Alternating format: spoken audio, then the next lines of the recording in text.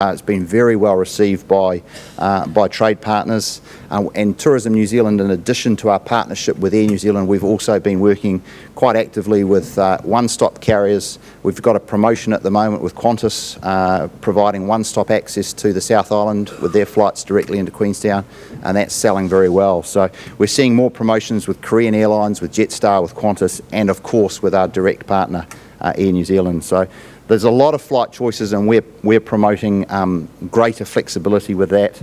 Some of our buyers have told me that they're looking for new ideas for winter tours.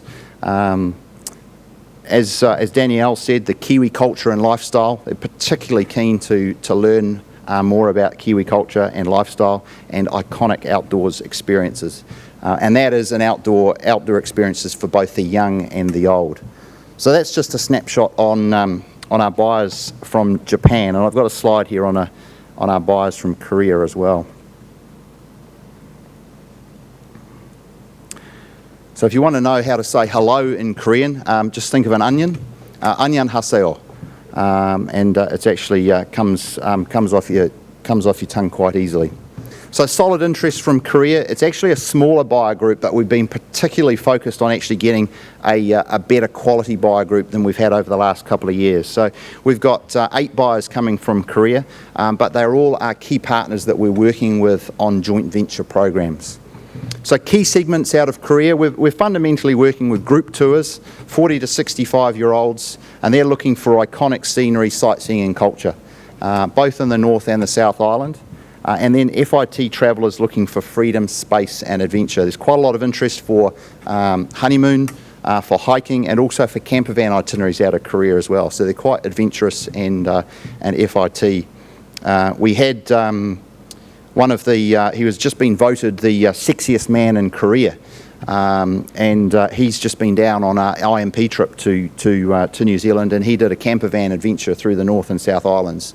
And that's received some very good press in Korea, and people are interested to follow that up themselves. So who's here? Again, a mixture of group and SIT and FIT, and all of these buyers have a dedicated New Zealand program. We've got the top 2 wholesalers coming down from Korea, Hana and Mode.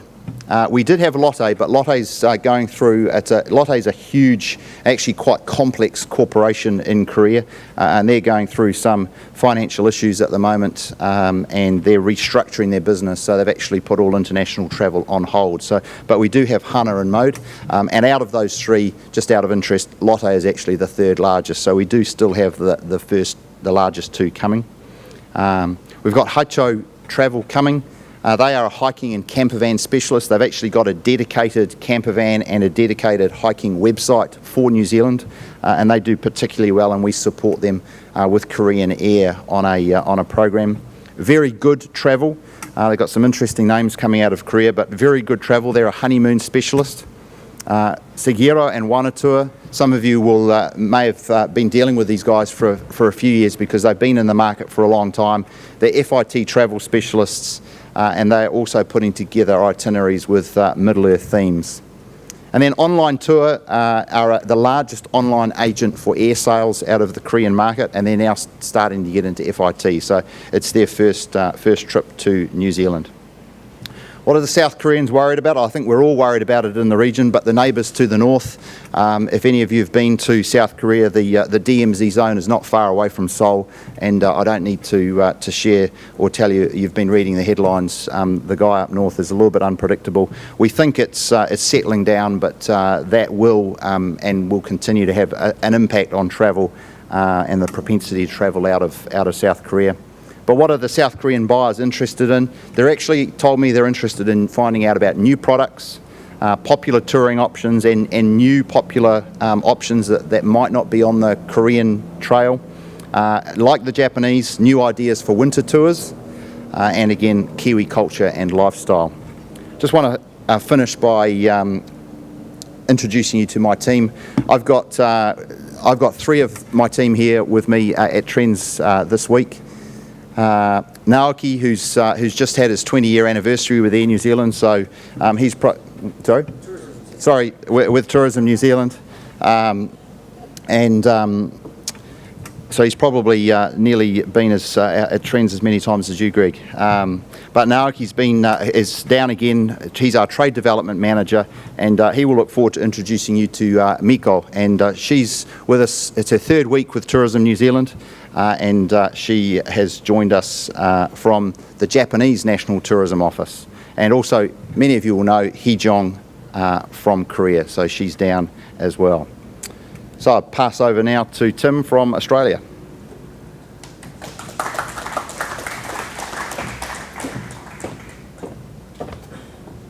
E nā mana, e nā reo, e nā karangaranga maha, tēnā koutou, tēnā tātou katoa. Kia ora, welcome everyone. My name's Tim Burgess. I'm the General Manager for Tourism New Zealand in Australia. And Kevin, when he spoke before, he sprung it on me that I'm going to be moderating the Q&A session at the end. So just to mix it up a bit, I'm going to ask all the GMs and RMs that have already spoken, maybe come up. There's 5 seats on the table here, and if you just sit along there, we can get straight into some Q&A after I've given you a quick update on the Australian market. But before I do that, I've just remembered I don't actually have a picture of any of my team from Australia. I've got some real life warm bodies, so Adam Hughes and Chris Tote down the back, that's our trade team. Maybe come up the front and do a little catwalk backwards and forwards, be quite good. No, a couple of handsome Māori boys from Rotorua there, and they're doing an awesome job for us in Australia in the trade. They're going to have a handout as they go around. They've got appointments probably with a lot of you over the next few days. That handout will also be available on the Tourism New Zealand stand, and that really gives a bit of an outline of what our market plans are over this year and the next 3 years as well. I'll have to see about getting it onto a USB stick. That sounds like a great idea as well. At the moment, I think it's just a piece of paper, but we can work on that technology, I'm sure. So just give you a quick update. A lot of you guys already work really closely in Australia and probably know I probably won't tell you a whole lot today, so I'll try and keep it brief, and then we'll get into the Q&A with myself and the other offshore managers. There's been huge consolidation in the trade in Australia in recent years. In wholesale especially, and many of you might have seen the news the other day that in Jet Set Travel Group, which is probably one of the 2 big retail chains in Australia, alongside Flight Centre Limited, they restructured and got rid of their general manager wholesale position, Michael Londrigan. So many of you probably know Michael from a long time from the US and in Australia, and that's probably just a sign that they're doing it tough in Australia. A lot more shrinking and consolidation in a lot of those firms. But that's not to say that it's all grim. Trade in Australia through a traditional travel trade still accounts for about 25% of all holidays booked to New Zealand. The online space is growing. They're getting about 8 to 10% of the market, and I'll get into a little bit of that in the next slide. Like Greg, the huge growth is in airline direct.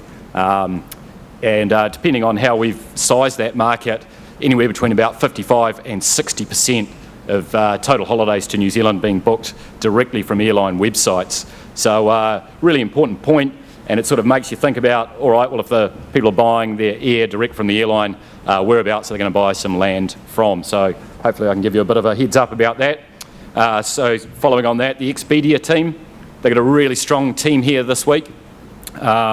And they've got teams specifically signing product. So what I mean by that is activities and attractions, and another team specifically focused on accommodation. And I don't need to explain the worldwide power of the Expedia group. Group events in the audience, I think they're still here. I saw them at the start. Here he is, Keith Weber.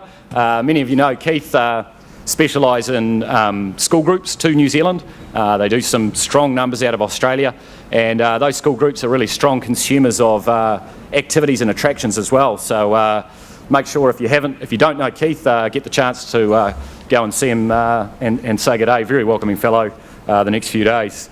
Experience Oz are here, and they have a real focus on activities and added value itineraries. So they're going to be around.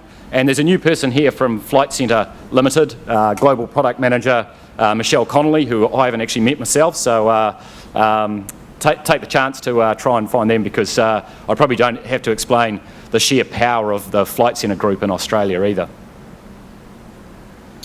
So in the online scene, we've probably got more here from online buyers than we ever have before. GoDo, for those of you who don't know them, the activity arm of What If, and I've put in brackets there, they're a sleeping giant. and we firmly believe that. If you just look at the sheer size and scale of What If in Australia in terms of the bed nights that they sell across Australia, Asia, Pacific and New Zealand, if they can start selling half the amount of activities, they're going to be hugely influential in the Australian market. Huru, that's the online version of Jetstar Holidays, or what used to be known as Jetstar Holidays, and they've actually been doing a huge amount of above-the-line campaigning in Australia, and that's driving a lot of traffic to their website as well. Viator, I'm sure a number of you are already well acquainted with Viator, but the big strength of Viator is their real-time activity booking via an app, which is selling more and more New Zealand activity product in real time. So that's for Australian travellers when they're in New Zealand using that app to actually look at what am I going to do this afternoon or the next day. Literally that shorter lead time with Viator. Infinity Holidays, which is the official wholesale arm of Flight Centre Limited, have a number of their marketing team over here as well. Infinity's getting a stronger and stronger focus on New Zealand and selling a lot more. We've done some really good training with them in previous years, and we'll be doing some training with them again in conjunction with RTOs in Australia. And Air New Zealand Holidays, it's been rebirthed. Sounds similar to what is happening with Air New Zealand Vacations out of the US, but the difference is Air New Zealand Holidays has actually been taken over by AOT. And for those of you who know AOT, you'd probably agree with me, that's pretty good news because it's not a nobody, they're a real somebody. They already have that infrastructure there in terms of a sales network across Australia, in terms of reservation teams in 2 cities. So there's a lot of capacity there to get that up and driving quite quickly. And with such a recognised brand as Air New Zealand in Australia, we're really delighted that Air New Zealand Holidays has been reinvigorated and that they're here at Trends as well. So just quickly on what we're doing in Australia, a lot more of our training at that wholesale level is really integrated with our major campaigns, and we're making sure that we're timing that training. It's not when it suits us, but it's actually that training's occurring the week before, up to about the week before the campaigns go to market. So there's a real purpose and logic there that we go in and train reservation staff before their phones start ringing from the campaign work that we put into market. It seems pretty simple, but we've probably been a bit guilty of not really timing that very well in the past, but I think our timing's just getting better and better, and we know that our trade partners love that, we're training their res staff prior to the campaigns going to market. Danielle touched on the reintroduction of the 100% Pure New Zealand Specialist Training Program, which is going out globally. It's going to be a really big focus for us in Australia, just with the sheer volume of travel agents that actually sell New Zealand product. So those online modules are going to be relaunched again June or July, we think, Tansy, coming up soon anyway, and it's about getting them right, not getting them in a rush to market. We've also, like the Northern Hemisphere guys, got a mega famil coming to Australia in May, right off the back of the Northern Hemisphere one. Again, I just have to say thanks very much to all the operators, inbounders, coach tour operators, etc., who've contributed to that famil, and we're really excited about making that a success. We're doing a lot more work with special interest, and as Greg said, that's probably something you're going to hear a lot more across Tourism New Zealand in the days, weeks and months to come. But in Australia, we're quite lucky that there is really some specialist outbound wholesalers in that area, and one example is there's just recently been an introduction of a company called GolfMax, and anybody who's in the winter holiday side of tourism from Australia would know SkiMax and Rodney. So this is an extension of SkiMax specialising in golf, and it's called GolfMax. Consumer shows, our trade team's been running the New Zealand Inc. presence at 5 consumer shows in Australia for the last 2 years. We're going to continue to go to consumer shows in the year ahead, but we're not exactly sure exactly which ones. We'll be doing a review of the ones that we've been to, and they've just finished as recently as March. But we'll get those dates and shows confirmed as soon as possible. But I wouldn't be surprised to see some probably more special interest type consumer shows in that picture in the future. So what I mean by that, probably some cycling consumer shows, some golf consumer shows, rather than just holiday consumer shows in the future. So just trying to paint a quick picture on the buyers from Australia, a bit of the activity in New Zealand, our handsome trade team at the back, and really like it to open it up now to the my fellow regional managers and general managers from offshore for any Q&A. Thanks very much.